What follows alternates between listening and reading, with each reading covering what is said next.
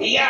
میں نے یہ کہا کہ جو یہ کہتے ہیں کہ یہ دہشت گرد ہیں، اگر یہ دہشت گرد ہیں اور غلامی کی زنجیروں کو توڑنا یہ دہشت گردی ہے، گاندھی جی بھی دہشت گرد تھے، نہرو بھی دہشت گرد تھے، ہمارے اکابر بھی دہشت گرد تھے. یہ ایسی بات ہے جس کی کوئی تعبیر نہیں ہو سکتی. اللہ کا فضل ہے اس کے بعد سے آج تک کبھی یہ نہیں کہا گیا کہ دہشت گرد ہے. لیکن مجھے افسوس ہے، میں نہیں مانتا ہوں اس بات کو، لیکن ہندوستان کی یہ غلط پالیسی اگر ہے.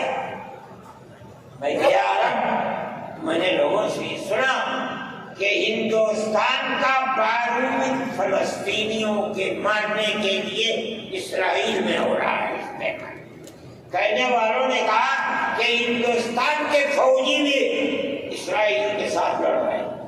میں اس کی تصدیق نہیں کر سکا ہوں، اتنے میں بات نہیں، مگر میں یہ کہتا ہوں کہ کھل کر پالیسی ہونی چاہیے.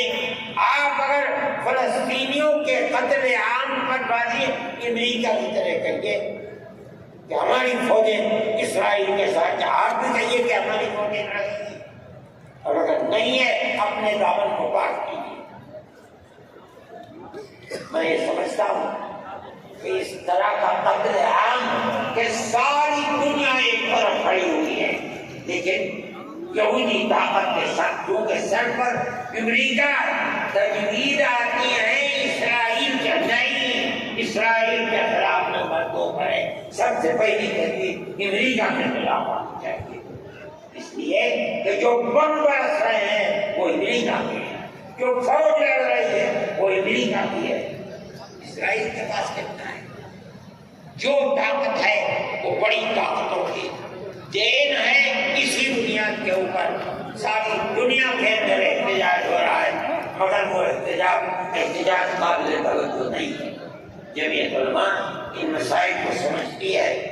ہم نے اپنی بات آپ سے کہی ہے، مسلمان اپنے نظریات، اپنے خیالات کو صحیح کرے اور اس نہج کے اوپر چلے. میں پھر کہتا ہوں، آپ ہندو مسلم اتحاد، آپ جس گاؤں میں ہیں وہاں اتحاد رکھیے، اپنے کھیت میں ہیں وہاں اتحاد رکھیے، بازار میں بیٹھے ہیں وہاں اتحاد رکھیے. جہاں دنیا کے اندر ہے مذہب کی بنیاد پر نہیں، ہندو مسلم بھائی بھائی اسی اتحاد کی بنیاد کے اوپر چلیے. اگر آپ چلیں گے تو آپ اپنے ملک کے وفادار ہیں اور آپ صحیح راستے پر چلنے والے ہیں.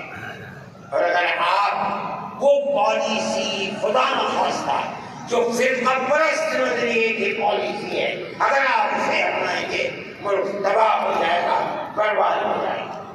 میں انہی نظریات کے ساتھ آپ حضرات سے اجازت لیتا ہوں اور اپنے ان احباب کا شکریہ ادا کرتا ہوں جنہوں نے توجہ دلا کر گھر گھر جا کر اپنے بھائیوں کو اس اجلاس میں آنے کے لیے آمادہ کیا ہے، جمعیت علماء کا پیغام پہنچایا ہے، اور ان لوگوں نے یہاں آ کر